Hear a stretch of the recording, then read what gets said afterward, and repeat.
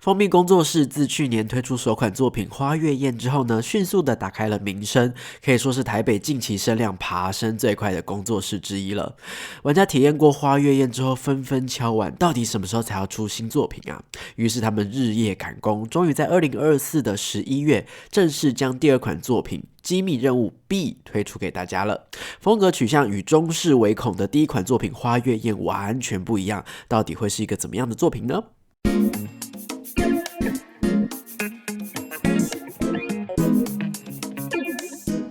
欢迎收听逃脱纪录点，我是阿纪。逃脱纪录点是一个分享密室逃脱、剧本杀等等实境游戏心得的节目，会有我实际体验之后，从各个不同的面向来分享自己感受到的想法。目前节目是每周一不定时的推出，非常欢迎你按下订阅键，周一随手打开听听看有没有推出新的集数哦。今天的鼻音好像有点重，外面真的是太冷了，而且我刚看完那个劝世三姐妹，所以还在鼻酸的状态当中哦。好，今天要聊的主题呢是这个蜂蜜工作室，在新北的蜂蜜工作室总算是推出第二款作品了。机密任务 B 是一款2到4人的小品主题哦。通常小品这两个字都会伴随着一些想象哦，比方说应该很简单啦，应该时间不长，很快就会破关啦，应该是轻轻松松可可爱爱啦，好像这样的一些想象哦，我真的是这样想象的哦。这一次收到蜂蜜工作室的邀请，我跟鱼仔一起前往哦，要当一个快乐的小蜜蜂哦。但是实际体验进场之后，没有想到各种方面都打破了我的想象哦。这个场景转换跟机关特效给我搞得跟变形金刚一样哦。蜂蜜工作室标志性的这个桥段就是光影歌舞表演，甚至还更多更加重了。不是啊，我就觉得奇怪哦。花月宴最多是可以到8人的主题哦，那里面的这个声光表演就已经很丰满了，你这个主题只有2到4人，你还给我毛起来表演。虽然我本身是不喜欢以桥段的多寡或者是游戏的时长来评估这个游戏的 CP 值如何哦，可是呢，如果你的这个声光表演、歌舞表演多，小天使的训练学习就是明晃晃的摆在那边也一起变多啊，所以这个游戏是真的可以2到4人这么划算的吗？甚至呢，里面还有接近硬核的体力型关卡，唯一可以符合轻轻松松、可可爱爱的，大概只有谜题跟故事背景了吧？是不是相当好奇啊？所以我们就先从前导故事开始听起吧。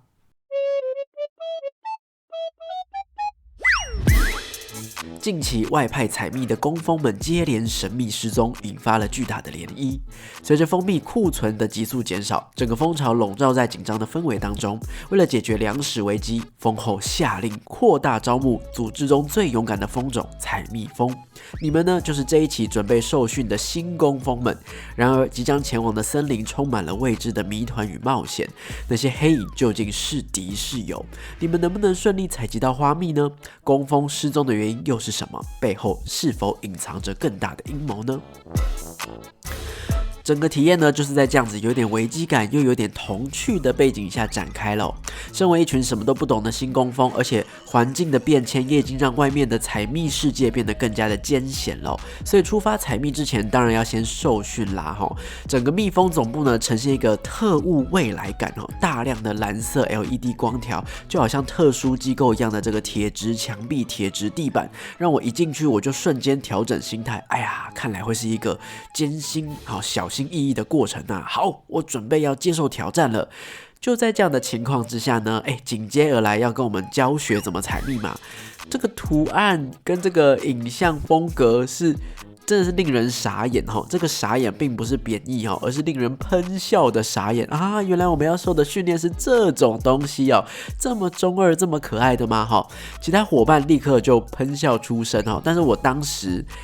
还在傻眼震惊当中哦，他们要我们配合跟着做动作，我还在傻眼哦。不过很快的，大家都跟着做，我就赶快跟着配合做了。要抛弃偶包，抛弃尊严，就可以想象一群4个人跟着指示在做一些奇奇怪怪的事情哦。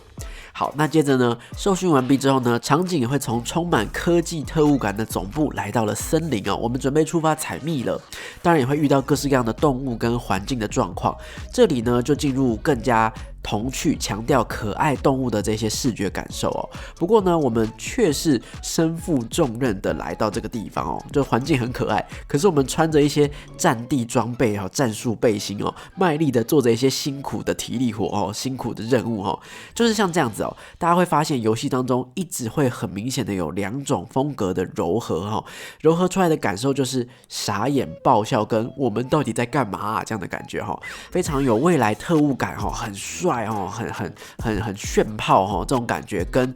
我们是一群可爱的小动物，可可爱爱这样子哦，然后有点鏘，有点奇怪，这样子的这2种风格一直不停的交叠哦。有时候呢，因为这2种风格搭在一起呢，就会自然而然迸发出如同综艺节目般这种感觉的荒谬，因为我们会在一些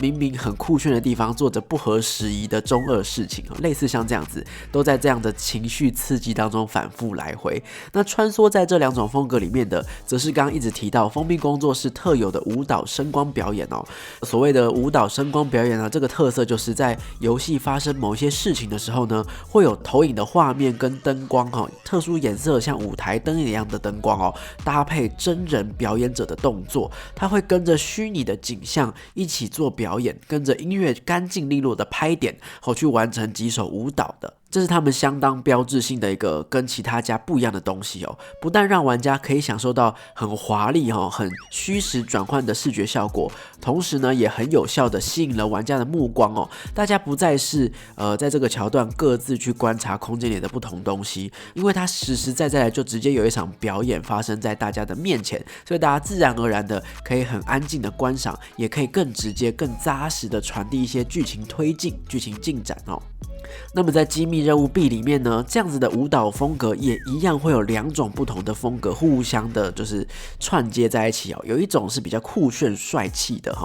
很像是你去某些很厉害的舞团舞蹈社会看到的这一种风格哦。另外一种反而会有点怪萌，有点不可思议好，但是也是非常好笑的所以你边看也还是会有很强的娱乐性，互动性也会有很高的一些特殊桥段。这2种呢，在你观赏的时候都会各自带给你不一样的感受，但是都会很专注、很喜欢所以我自己是觉得在融合上还融合的蛮好的。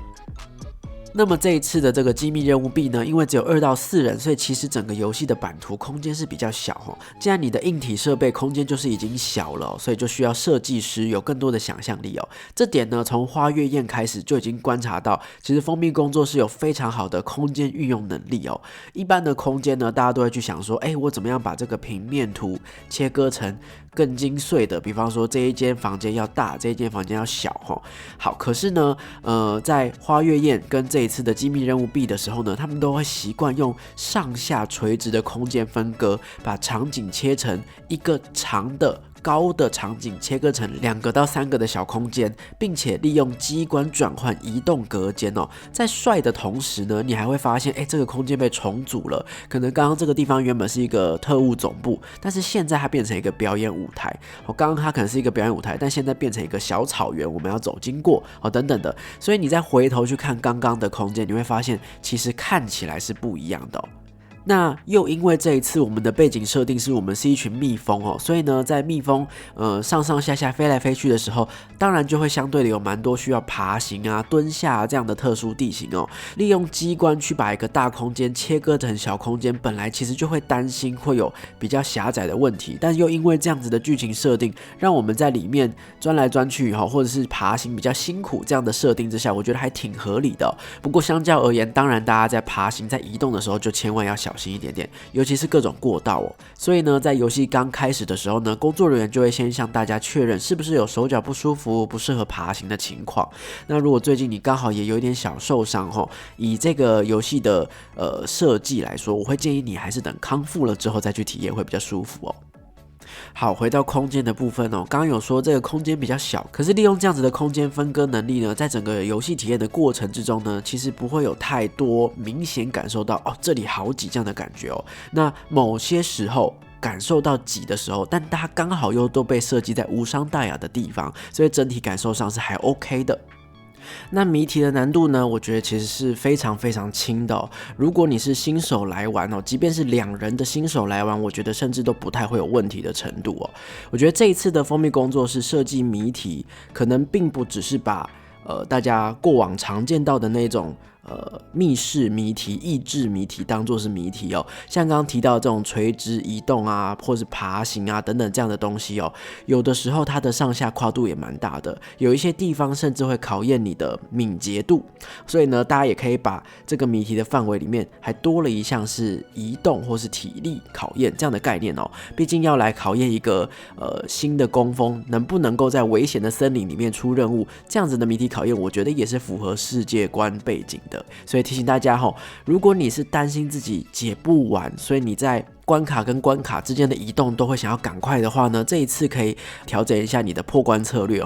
谜题都非常的新手向基本上是你只要听完语音或是看完指示，大概就知道怎么做的那种程度，所以游戏的时间非常的充足那而且因为是比较少人数的主题，所以设计的流程呢，基本上都是以线性为主的，没有太多可以大家一起分头行动做各自不同事情的时候，所以你赶也没有用大家慢慢走，确认好所有的姿势，所有的门槛，确认好高度，不要撞到头，一切都要以小心为主哦。好，既然聊到这个谜题很简单这件事情呢，刚好借机来跟大家聊聊看，不知道大家有没有感受到，随着沉浸式剧场的兴起大家有没有发现密室逃脱的谜题越来越不难了？如果你复杂的话，步骤多，会卡住，会需要大家花更多的耐心思考试错，所以呢，这样子的谜题出法呢，近几年急剧的减少。反之大家会开始去想怎么样增加 NPC 互动啊，怎么样增加比方说比较偏任务形式，你去帮我拿一个东西，你去帮我找一个东西，或者像蜂蜜工作室一样用比较绚丽的表演来让大家在游戏当中获得满足感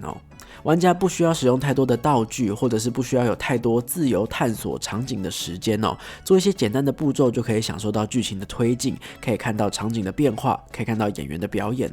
老实说，这个其实是更容易出圈，而且大大降低体验门槛的一种方式。所以未来这样子的作品大量出现，应该是趋势所在了。只不过呢，台湾前几年，也就是说密室逃脱最早期最出来，让大家最回味难忘的那种喜欢解谜，或者是我自己去找细节来合并出剧情、推敲出剧情这一种细思极恐风格的这种密室逃脱设计方式呢，其实也还是有一大票的支持者只是如何从这个，其实我们谈的就是门槛的高低嘛后者这个当然难度就比较高，所以当大家去揪团的时候，也一定会听到这个的好烧脑，我不会这个东西，我万一没破关怎么办？其实都是这个的东西在影响如何从这两者之间取得平衡，又或者是你真的少了解谜，你还要拿什么东西来挑战这些老玩家没有烧到他解谜的那个痒醍醐味，怎么样能够还是保存着呢？我想是接下来设计师们的挑战了。那至于机密任务 B 的话呢，我觉得这款主题就是尝试在这两种极端当中，也是想要去找一个中间点所以它还是有谜题虽然简单但是用很多的视觉表演舞蹈来降低玩家进入的门槛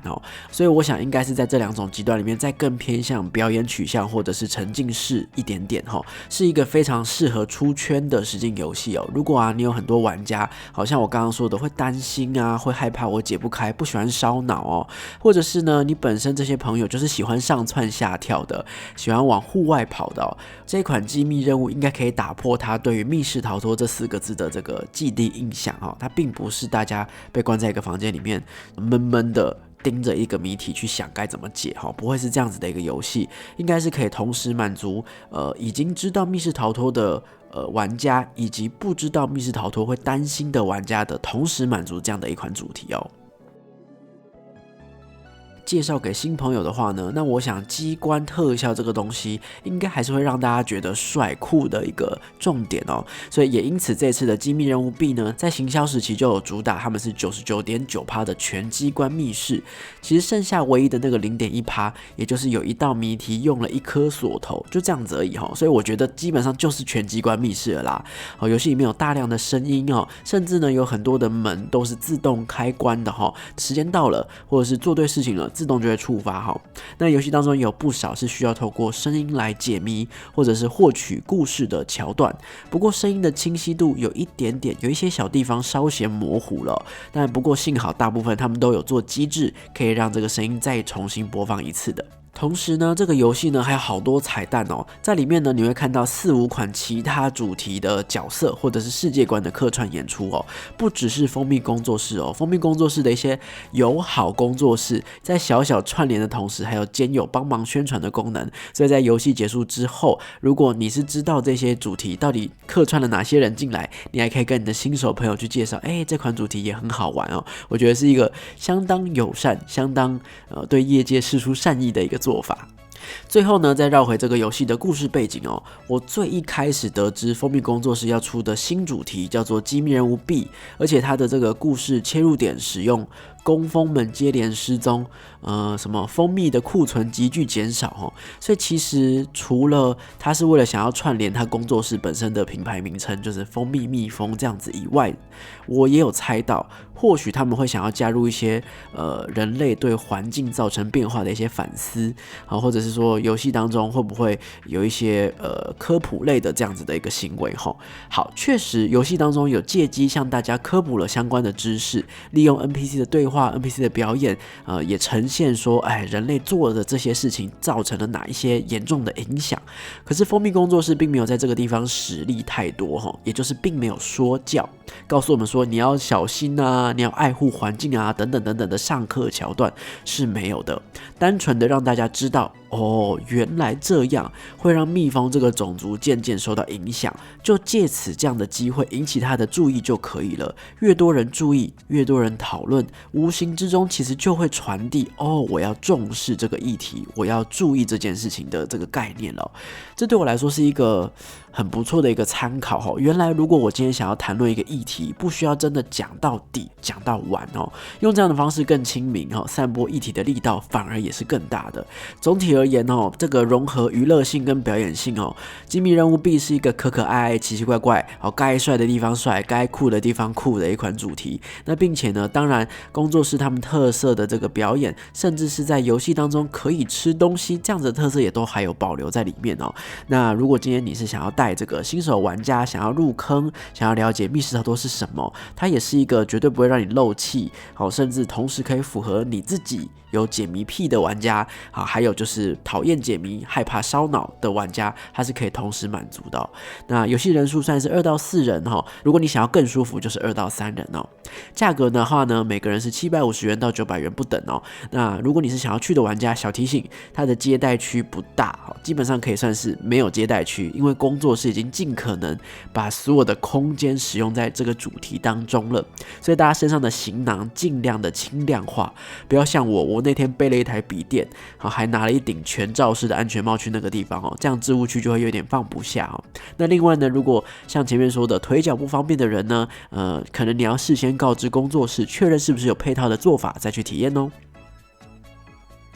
老样子，这边会揭露逃脱吧的一些评论心得供大家参考。首先是2天前的这个心得留言它是5颗星他说本来是小款主题的那种取向，但是空间比想象的还要来得多，这款蛮适合带好朋友情侣一起来欢乐一下的。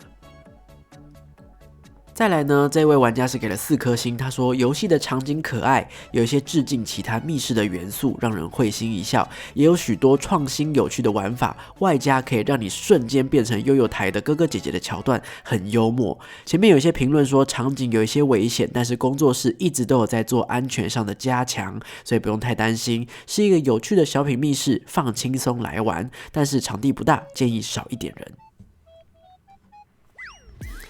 再来呢是1个月前发表的那这个就接近刚开场时期、刚开放时期的这个评论了，他给的是5颗星。他说谜题非常简单，完全的新手向，布景不复杂，但是做工精致，非常喜欢游戏内的所有场景，有一些需要攀爬的环节还算有趣。大人的话最多3人，4人他觉得就太挤了，非常适合亲子同乐，10到12岁的小孩尤其适合。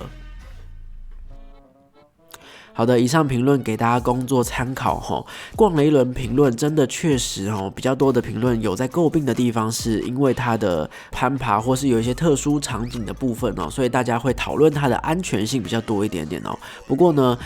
越往后面越新的评论也都有提到在安全上他们其实是有在努力补足的。所以呢，如果你对于这方面比较担心的话，还是建议你可以先去跟工作室确认询问一下下那同时呢，工作室也都有提供护膝、护肘等等的安全措施，在工作室尽量做足的这个前提之下呢，当然还是要